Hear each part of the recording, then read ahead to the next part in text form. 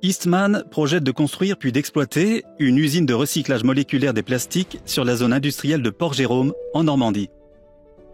Cette usine de recyclage utiliserait la technologie de renouvellement des polyesters d'Eastman pour recycler tous les ans jusqu'à 160 000 tonnes de déchets plastiques actuellement difficiles ou impossibles à recycler. Faute d'une solution de recyclage adaptée, ces plastiques se retrouvent actuellement mis en décharge, incinérés ou pire, abandonnés dans la nature. La technologie de recyclage moléculaire qu'Eastman utiliserait sur son site de Port-Jérôme permet de prendre ces déchets plastiques pour en faire de nouveaux matériaux recyclés, de qualité identique aux matériaux vierges issus de ressources fossiles. Au sein de l'usine d'Eastman, le processus de recyclage commencera dans l'unité de production numéro 1, celle de pré-traitement des déchets. Cette étape consiste à nettoyer et à découper en petits flocons les déchets entrants. Les déchets sont ensuite triés pour isoler les déchets plastiques en polyester qui pourront être traités par l'usine d'Eastman des autres. Les déchets qui ne pourront pas être traités par Eastman seront redirigés vers d'autres solutions de recyclage ou de valorisation. Après cette première étape de pré-traitement, les flocons de plastique seront redirigés vers l'unité de production numéro 2, l'unité de méthanolyse.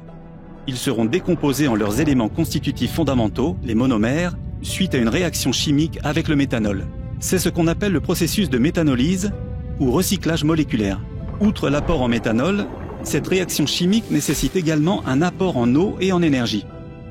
Afin d'assurer l'alimentation suffisante du site en eau industrielle, Eastman s'approvisionnerait auprès de l'usine d'eau industrielle de Norville, qui alimente l'ensemble des acteurs de la zone industrielle de Port-Jérôme. La consommation totale d'eau industrielle de l'usine serait d'environ 450 mètres cubes par heure. Elle serait principalement utilisée pour alimenter les tours de refroidissement de l'usine, mais elle servirait également comme eau de traitement pour les différentes étapes de production de l'usine et pour l'alimentation des chaudières. Pour l'approvisionnement en énergie, Eastman ferait construire et exploiter une usine de production d'énergie dédiée, appelée chaufferie, par un sous-traitant. Celle-ci serait située sur la parcelle d'Eastman et produirait environ 150 MW d'énergie par an. Un système de tuyauterie reliera directement l'usine de production d'énergie aux unités de recyclage des déchets.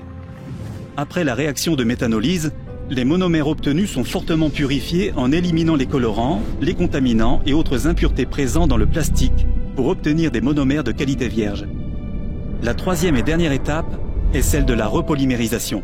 Les monomères sont réassemblés pour produire de la matière première recyclée de qualité identique à la matière première plastique issue de ressources fossiles. Cette matière première recyclée peut ensuite être utilisée pour créer de nouveaux produits finis en plastique, que l'on retrouve dans la vie de tous les jours. L'usine d'Eastman en Normandie permettrait ainsi d'offrir une véritable perspective de circularité aux plastiques qui n'en ont pas aujourd'hui.